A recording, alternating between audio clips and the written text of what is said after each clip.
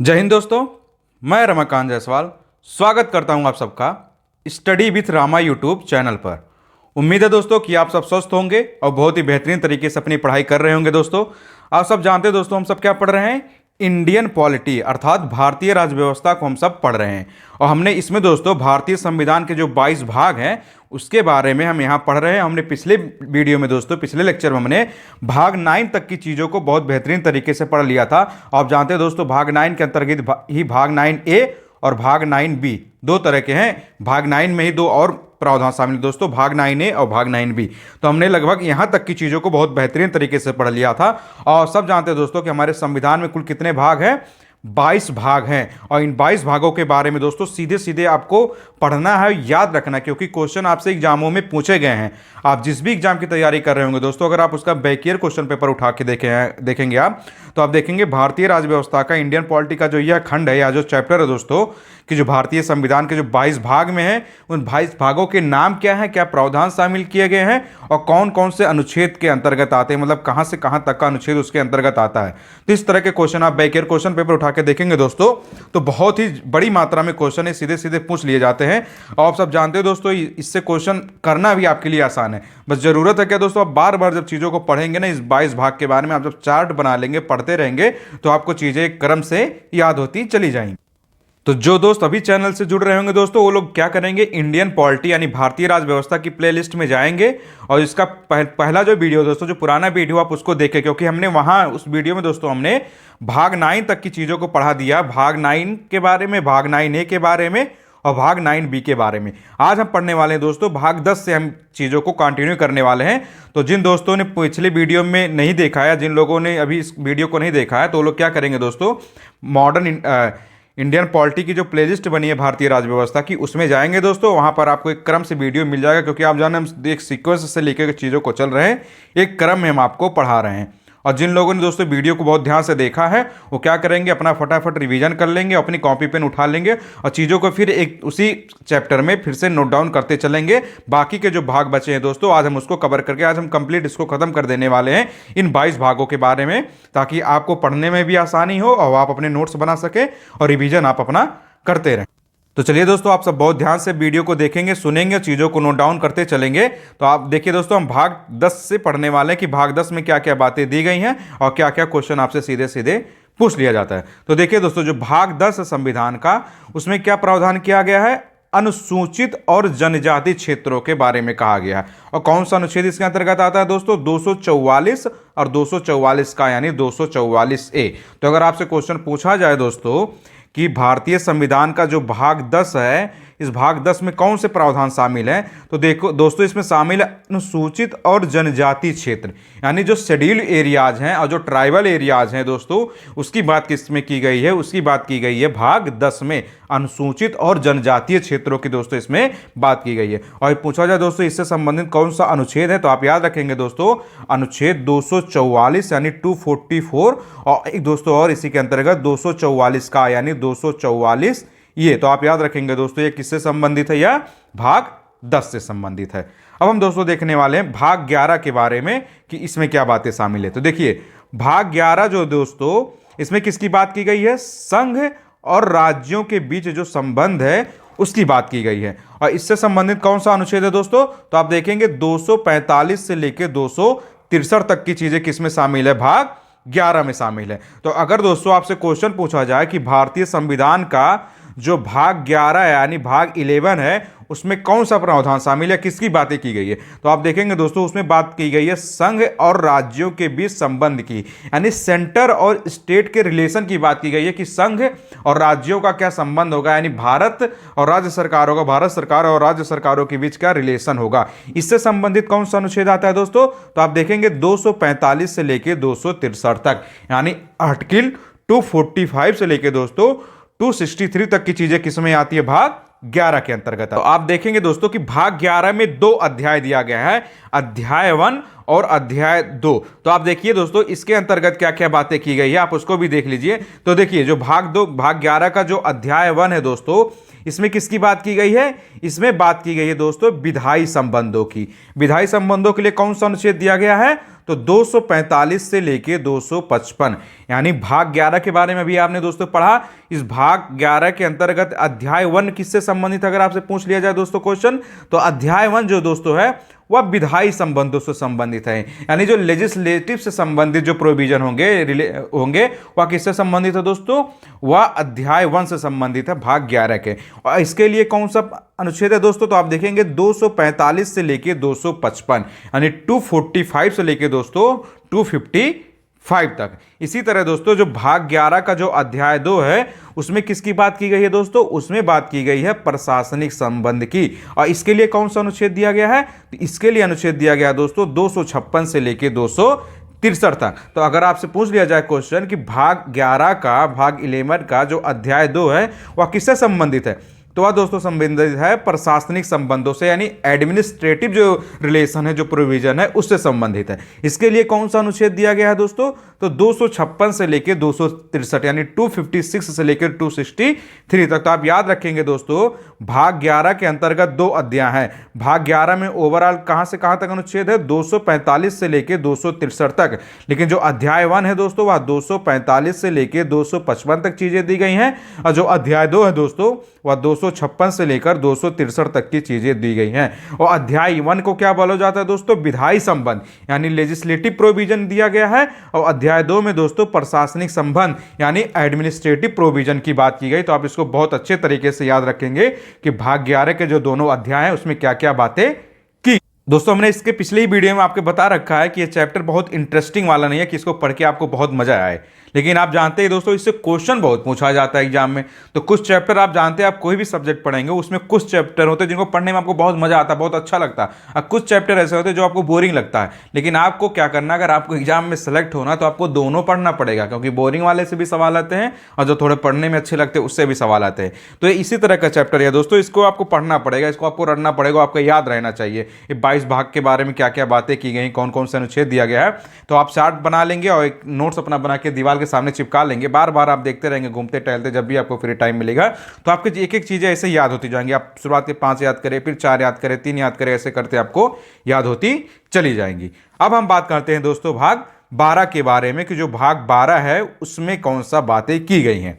तो देखिए वित्त, संपत्ति, संविदाएं और वाद से संबंधित बातें किसमें की गई है दोस्तों, तो भाग 12 में की गई है। अब भाग 12 में दोस्तों कहां से कहां तक का अनुच्छेद है, तो 264 से लेके दोस्तों 300 का तक चीज है। तो अगर आपसे क्वेश्चन पूछा जाता है कि भारतीय संविधान का जो भाग 12 है, भाग 12 है, उसमें कौन से प्रावधान है, तो उसमें दोस्तों वित्त, संपत्ति, संविदाएं और वाद, इससे संबंधित कौन सा अनुच्छेद है दोस्तों, तो 264 से लेके 300 का, यानी 264 से लेके दोस्तों 300 ये तक। अब आप देखेंगे दोस्तों ये जो भाग 12 है, इस भाग 12 में कुल 4 अध्याय दिए गए हैं, और इन 4 अध्यायों के बारे में भी आपको दोस्तों अलग अलग से पढ़ना पड़ेगा, क्योंकि क्वेश्चन आपको याद आते हैं कि भाग 12 के अध्याय 1 या अध्याय 2 में कौन सी बातें की गई है। तो अब हम देखते हैं दोस्तों जो इसका अध्याय 1 है वह किससे संबंधित है, तो वह संबंधित है दोस्तों वित्त से। और इसमें कौन सा अनुच्छेद आता है, तो 264 से लेके 291 तक। तो अगर क्वेश्चन इस तरह का पूछ लिया जाए आपसे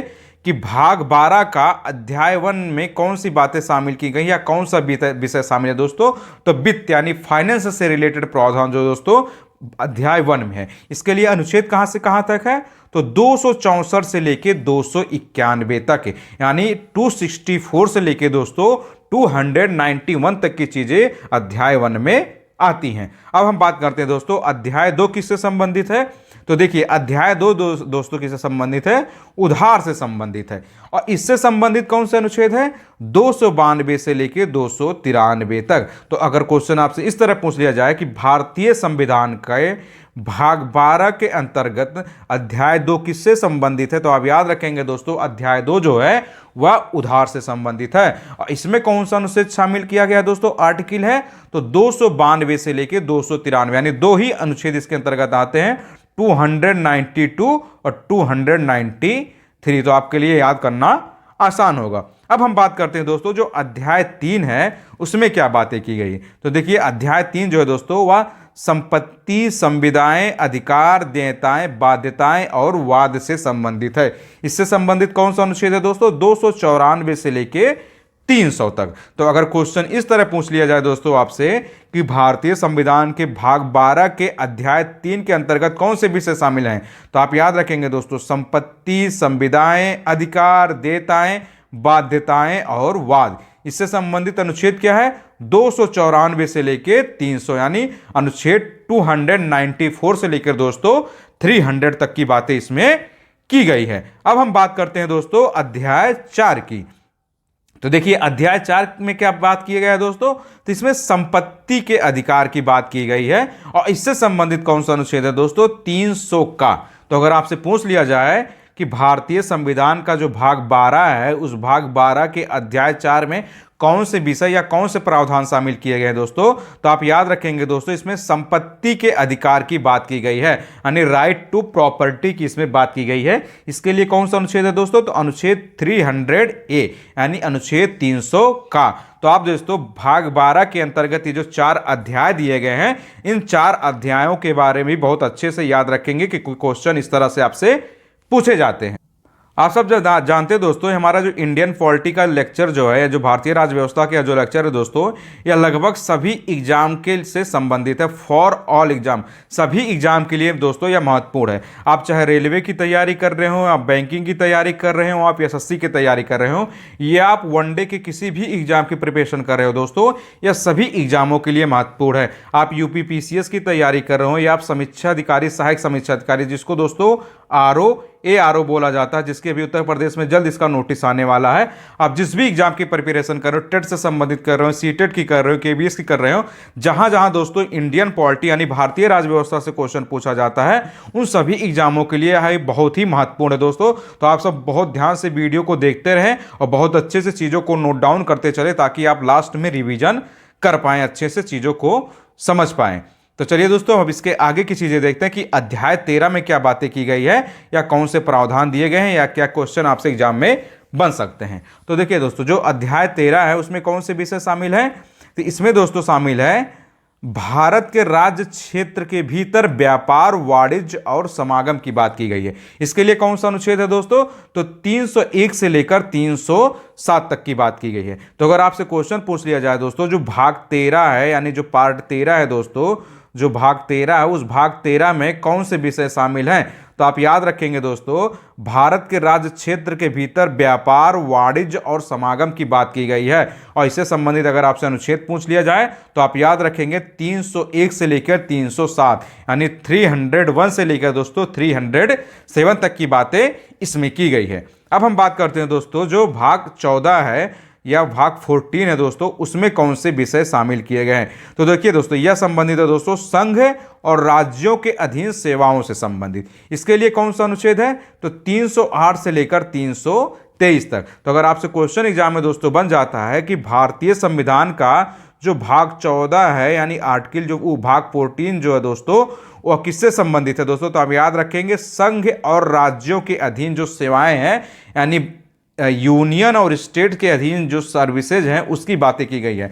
इसके लिए कौन सा अनुच्छेद है दोस्तों, तो 308 से लेकर 323, यानी आर्टिकल 308 से लेकर दोस्तों 323 तक की बातें इसमें की गई है। अब आप देखेंगे दोस्तों भाग 14 जो है, इसमें 2 अध्याय और दिए गए हैं, यानी भाग 14 के अंतर्गत कुल 2 अध्याय और हैं। आपको इनके बारे में भी पढ़ना पड़ेगा कि इससे क्या क्या क्वेश्चन पूछा जाता है। बहुत इंपॉर्टेंट अध्याय है दोस्तों, ये लगभग हर एक एग्जाम में पूछा जाता है। अगर आप कॉम्पिटिटिव एग्जाम की तैयारी कर रहे हैं तो आपके लिए बहुत ही इंपॉर्टेंट होने वाला, तो आप इसको मार्क कर लेंगे, बहुत ही इंपॉर्टेंट है दोस्तों। तो देखिए इसका जो अध्याय भाग 14 का जो अध्याय 1 है दोस्तों, वह किससे संबंधित है, वह सेवाएं से संबंधित है। इसके लिए कौन सा अनुच्छेद है, 308 से लेके दोस्तों 314 तक। तो अगर आपसे क्वेश्चन बन जाता है दोस्तों कि भाग 14 जो है, भाग 14 जो है दोस्तों, उसके अंतर्गत जो अध्याय 1 दिया गया है, इसमें कौन से विषय शामिल है, तो इसमें शामिल है दोस्तों सेवाएं। सेवाएं मतलब जो सर्विसेज होती हैं दोस्तों, जो गवर्नमेंट सर्विसेज होती हैं, उनकी बात की गई है। इसके लिए कौन सा अनुच्छेद है दोस्तों, 308 से लेकर 314 तक, यानी 308 से लेकर दोस्तों 314 तक की बातें इसमें शामिल है।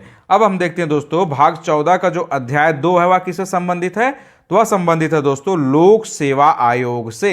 इसमें कौन से अनुच्छेद शामिल है दोस्तों? तो 315 से लेकर 323 तक।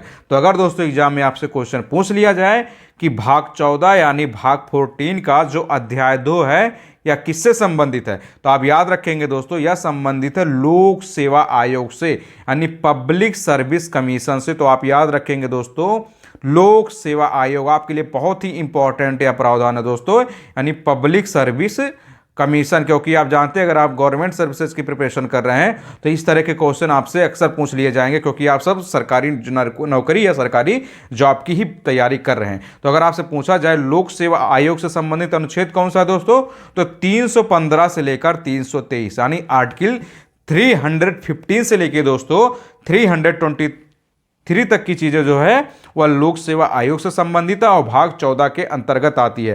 तो आप भाग 14 यानी 14 के अंतर्गत जो सेवाएं और लोक सेवा आयोग से संबंधित जो प्रावधान है आप इनको बहुत अच्छे से याद रखेंगे कि क्योंकि क्वेश्चन इससे बनते हैं और बनते रहेंगे भी। अब हम बात करते हैं दोस्तों भाग 14 का कि इससे या इसमें कौन से विषय शामिल हैं। तो देखिए दोस्तों इसमें अधिकरण की बात की गई है। इसके लिए अनुच्छेद कौन सा है? 323 का और 323 का।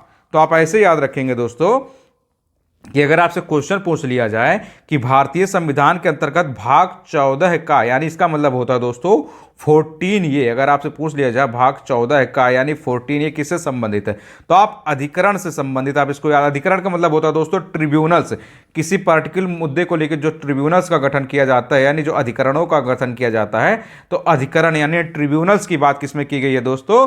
भाग 14 ए में यानी 14 का में बात की गई है। इससे संबंधित कौन सा अनुच्छेद है दोस्तों? तो 323 का से लेकर 323 खा यानी 323 ए से लेकर दोस्तों 323 बी तक की चीजें किसमें बात की गई है? वह 14 ए यानी अधिकरण से संबंधित है। अब एक और इंपॉर्टेंट प्रावधान है दोस्तों जो कि बहुत ही जरूरी होता है। भाग 15 किससे संबंधित है? निर्वाचन से संबंधित है यानी इलेक्शन से संबंधित है। इसमें कौन से अनुच्छेद दिए गए हैं दोस्तों? 324 से लेकर 329 तक की बातें दी गई। आप जाने दोस्तों पूरी पॉलिटिक्स इसी के लिए की होती है कि निर्वाचन आने वाला है, किस पार्टी की सरकार बनेगी, विधायक कौन बनेंगे, सांसद बनेंगे। आप देखते बहुत मारामारी हो जाती है जब चुनाव का समय आता है, कैसे राजनेता सब आपके सामने हाथ पैर जोड़ते, भैया हमें वोट दीजिए, हमें जिताइए, हम आपके लिए अच्छा करेंगे। और 4 साल भूले रहते हैं ना, अंत समय में ही आपके पास आते हैं जब जान जाते हैं अब चुनाव करीब है। तो आप याद रखेंगे दोस्तों अगर बात की जाए, अगर आपसे क्वेश्चन पूछ लिया जाए कि भाग 15 जो दोस्तों भाग 15 जो है भारतीय संविधान का वह किससे संबंधित है, तो आप याद रखेंगे दोस्तों वह निर्वाचन से संबंधित है यानी इलेक्शन से संबंधित है। इसके तहत कौन सा अनुच्छेद आता है दोस्तों? तो इसके तहत 324 से लेकर 329 तक की चीजें आती है, यानी अनुच्छेद दोस्तों 324 से लेकर 329 तक की चीजें आती है। तो आप इसको मार्क कर लेंगे, बहुत इंपॉर्टेंट है दोस्तों भाग 15 यानी भाग 15, क्योंकि यह निर्वाचन यानी इलेक्शन से संबंधित चीजें हैं और यह जानते इलेक्शन दोस्तों बहुत ही इंपॉर्टेंट योगदान रखता है भारत देश में। अब हम बात करते हैं दोस्तों भाग 16 की कि भाग 16 में क्या विषय दिया गया है। तो देखिए दोस्तों यह किससे संबंधित है? कुछ वर्गों के संबंध में विशेष उपबंध की बात करता है।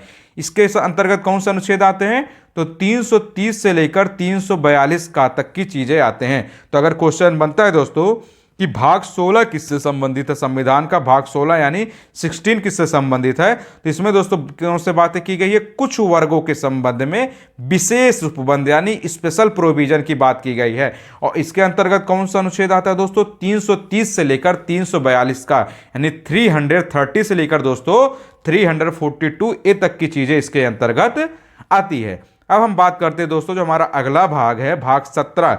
भाग 17 किससे संबंधित है दोस्तों? यह संबंधित है राजभाषा से यानी ऑफिशियल लैंग्वेज से संबंधित है। इसके अंतर्गत कौन सा अनुच्छेद आता है दोस्तों? 343 से लेकर 351 तक। तो अगर आपसे क्वेश्चन बन जाए दोस्तों कि भारतीय संविधान का भाग 17 किससे संबंधित है, तो आप याद रखेंगे दोस्तों भाग 17 राजभाषा यानी ऑफिशियल लैंग्वेज से संबंधित है। इसके अंतर्गत कौन सा अनुच्छेद आता है दोस्तों? तो 343 से लेकर 351 तक यानी अनुच्छेद 343 से लेकर 351 तक। अब आप देखेंगे दोस्तों भाग 17 के अंतर्गत कुल 4 अध्याय दिए हैं। इन 4 अध्यायों के बारे में पढ़ना आपके लिए बहुत जरूरी है क्योंकि इससे भी क्वेश्चन बनते हैं। तो हम देखते हैं दोस्तों जो अध्याय 1 है वह किससे संबंधित है? वह संबंधित है दोस्तों संघ की भाषा से संबंधित। और इसके लिए कौन सा अनुच्छेद दिया गया है? 343 से और 344। तो अगर आपसे क्वेश्चन बन जाए दोस्तों कि अध्याय 17 भाग 17 का जो अध्याय 1 है उसमें कौन से विषय शामिल है, तो यह दोस्तों संबंधित है संघ की भाषा से संबंधित। और इसके लिए कौन सा अनुच्छेद दिया गया है दोस्तों? तो 343 से लेकर 344 तक, यानी आर्टिकल 343 से लेकर 344 तक की बातें किसमें की गई है दोस्तों? भाग 17 के अध्याय 1 के अंतर्गत। अब हम देखते हैं दोस्तों अध्याय 2 में कौन से विषय शामिल है, तो इसमें शामिल है दोस्तों क्षेत्रीय भाषाओं की बात की गई है। इसके लिए अनुच्छेद क्या है? 345 से लेकर 347 तक। तो अगर आपसे क्वेश्चन बन जाता है कि भाग 17 का जो अध्याय 2 है इसमें कौन से विषय शामिल है दोस्तों? तो क्षेत्रीय भाषाएं यानी रीजनल लैंग्वेजेस की बात इसमें की गई है। इसके लिए अनुच्छेद कहां से कहां तक दिया गया है दोस्तों?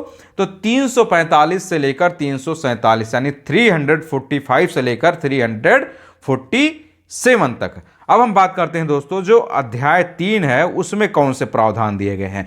तो इसमें बात की गई है दोस्तों उच्चतम न्यायालय, उच्च न्यायालय आदि की भाषा। इसके लिए अनुच्छेद कहां से कहां तक दिया गया है दोस्तों? तो 348 से लेकर 349 तक। तो अगर आपसे क्वेश्चन बन जाता है दोस्तों कि भाग 17 का जो अध्याय 3 है उसमें कौन से विषय शामिल है, तो उच्चतम न्यायालय यानी सुप्रीम कोर्ट, उच्च न्यायालय मतलब दोस्तों यानी हाई कोर्ट्स की जो भाषाएं होती हैं किस तरह की उनकी भाषा होगी उसकी बात की गई है। और इसके लिए कौन सा अनुच्छेद है दोस्तों? तो 348 और 349 यानी 348 और 349। अब हम बात करते हैं दोस्तों भाग 4 की। तो देखिए भाग 4 किससे संबंधित है? वह संबंधित है विशेष निर्देश से। इसके लिए कौन सा अनुच्छेद है दोस्तों? तो 350 से लेकर 351 तक। तो अगर आपसे क्वेश्चन पूछ लिया जाए कि भाग 17 का जो अध्याय 4 है उसमें कौन से विषय शामिल है, तो उसमें विशेष निर्देश की बात की गई है। इसके लिए अनुच्छेद कौन सा है?